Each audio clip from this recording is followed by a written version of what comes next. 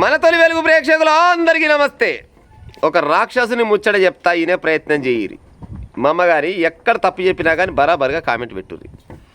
తల్లిని కొట్టి చంపిండట. తల్లిని కొట్టి చంపి ఆయన కోపం చల్లారక ఏ చచ్చిపోయిన శవం అయితే ఉంటుందో ఆ శవం పైన నిప్పు పెట్టిండట. ఏడ జరిగింది ఈ ముచ్చట?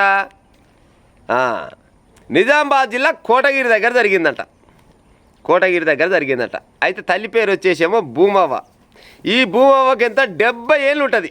70 ఏళ్ళ తల్లిని చంపిండు. అసలు 70 ఏళ్ళు బతకడమే గొప్ప. ఈ కాలాన 70 ఏళ్ళు బతికిందంటే ఆమె నిజంగా దేవత అన్నట్టే లెక్క.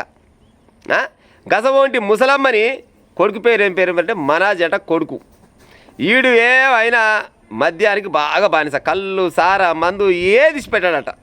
పొట్టు తాగుతాడట. పెళ్ళిడు వచ్చి ఎప్పుడో దాటిపోయిందంటే పెళ్లి చేసుకోరాయంటే ఈయన కొడు పిల్లని వేయాలి. ఈయనకి పెళ్లి లేదు, పెడాకు లేదు. ఊళ్ళోనే మన జన్నగిరిసిన గాడి లెక్క తిరుగుతాడట. అయితే ఈ భూమవ్వకు గతంలోనే ఒకసారి ఈ భూమవ్వ మీద దాడి చేసినట్ట. ఈడు దాడి చేస్తే ఆ భూమవ్వకంట నడువులు ఇరిగినాయట. ఈడు కొడితేనే ఆ నడువులు ఇరిగితే ఇక ఆడంగిడాక దవాఖాలు సర్కారు దవాఖాలు ఏం చూపించుకొచ్చిరో ఇక ఆడంగిడాక ముసలాం సెట్ అయింది. కానీ ఊళ్ళోనే ఉంటుంది, బయటికి ఎక్కడ వెళ్ళదంట. అయితే అదే ఊళ్ళో ఈ భూమవ్వకు బిడ్డే మాధవ ఉంటుందంట. ఈ మాధవ అంట ఆమె అప్పుడు ఇప్పుడు బువ్వ తీసుకొచ్చి పెడుతుందంట. బువ్వ తిని ఆ ముసలా ఉంటుంది. ఇక ఈడు వండుకొని తిన్నాడు, లేకపోతే తాగి పైనాడు. అంతే లెక్క ఈయన సంగతి. ఎంతసేపటికి ముసలాన్ని పైసలు అడితే ముసలి ఆడికెళ్ళి తెచ్చిస్తుంది. నా దగ్గర పైసలు లేవని ముసలి అన్నదట. నాకు పైసలు ఇవ్వవా బిడ్డ అనుకున్నట్ట. అనుకొని ఏదైతే కళ్ళు సీసలు తెచ్చుకుండో అదే కళ్ళు సీస తీసుకొని ముసలిదాన్ని నెత్తి పలగొచ్చినట్ట. నెత్తి పలగొట్టగానే అమ్మ అని అంటనే ఉందా, సీస వలిగిపోయింది, నెత్తి వలిగిపోయింది. అటు చూస్తారకల్లా ఇంట రోకల బండి ఉందంట. ఆ రోకల బండి అందుకొని ముసలి సచ్చిందాకా కొట్టినట్టులా.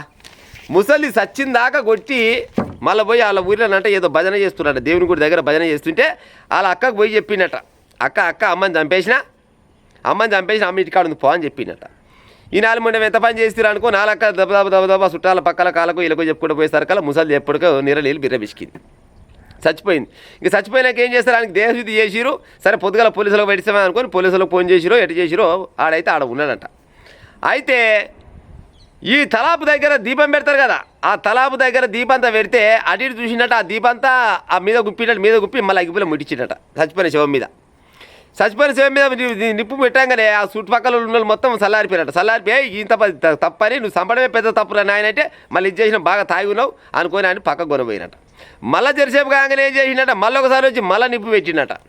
మళ్ళీ నిప్పు పెడితే మళ్ళీ దెబ్బలు కొట్టినట్ట. మళ్ళీ దెబ్బలు కొట్టి ఇక ఆడ కూర్చోరు నాయన ఒక దగ్గర కూర్చో, నీ సంగతి పొద్దుగాల చెప్తాం ఈ చీకట్లు ఎందుకు కానీ అనుకొని అక్కడ కూర్చోబెట్టినట్ట. కూర్చోబెట్టాగానే ఇక చీకటి అయిపోయి 12, 1, 2 అయిందంట. 2 వరకు కొంతమంది నిద్రపోతారు కదా, ఇక నిద్రపోయినట. నిద్రపోయిన సమయంలో ఒకరో ఇద్దరు ఆడ గుంజుకుంటూ ఏడ్చుకుంటూ ఆలుంటే వీడు ఏం చేసిండట, ఆ 3వసారి కూడా మళ్ళీ ఇంత నూనె గ్యాస్ నుండి పీసు నుండి తెచ్చిండట. అట్టే మీద పోసి అగ్గిపుల్లు వేసిండట. మళ్ళీ అగ్గిపుల్లు వేయంగానే అంత బగ్గుర మంటలు మండగానే అప్పటికే జనాలు అంతా లేచి చూస్తారు కదా. తలకాయ కాలిపోయింది ముసల్దాన్ని, సాతిలో కాలిపోయింది, 7 కాడికి బొగ్గు అయిపోయిందట. జనాలు అంతా వచ్చి అక్కడ ఇక్కడ చల్లారు కల్లా మొత్తం 7 కాడికి చచ్చిపోయిన శవమేనా ఇంకా మొత్తం మారి బొగ్గు అయిపోయిందట. ఇసోంటి కొడుకులు వీళ్ళు ఏమక్కర పుట్టినట్టు భూమి మీద ఎందుకు పుట్టినట్టు చెప్పురి. అవురా బాడుకావు అని పేరు ఏం పేరు ఉండే మనాజీ అంట. మనాజీ ఈడు పెండి లేదు, పెడాకు లేదు, తాగుడుకు బానిస అయ్యి 70 సంవత్సరాలున్న ముసలామ పైన దాడి చేసి కొట్టి చంపి మళ్ళీ సచిన శవం మీద నిప్పు పెట్టిందంటే ఇసోంటి కొడుకులు పుట్టేమి పుట్టకేమి. 70 ఏళ్ళు బతికిందంటే ఆడికే గొప్ప. ఈ కాలంలో 70 ఏళ్ళు ఓడి బతుండులా. ఇంకా మా అంటే 7, 6 నెలలు 2 నెలలు అంతకంటే ఎక్కువ బతకదా ముసలి. ఈ బతికిన 4 రోజులు మంచిగా బతకనిచ్చి చంపేది. చచ్చిపోయినాక ఎటువంటి చచ్చిపోతుంది కానీ ఈ బతికిన 4 రోజులన్నా బతకలేయకుండా ఉత్త పుణ్యానికి పాపం సత్యతుంగలకు ముసల్దాన్ని నెత్తి వల కొడితివి. ఆ తర్వాత రోగలవాడతో దాడి చేస్తేవి.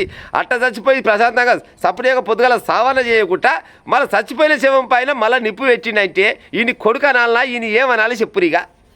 రాక్షసులు కూడా గిసోడు పని చేయకుండొచ్చు. గిట్ట బానిసలు దేనికి తాగుడుకు బానిసలు అయ్యి ఏం చేస్తున్నాం ఏం కథ అనేది పర్థం లేకుండా ముచ్చట. చచ్చిపోయిన శవాన్ని కూడా మళ్ళీ కాల్చినట్టు అర్థమైంది. ఆయనకి సొయ్య లేదన్నట్టు లెక్క.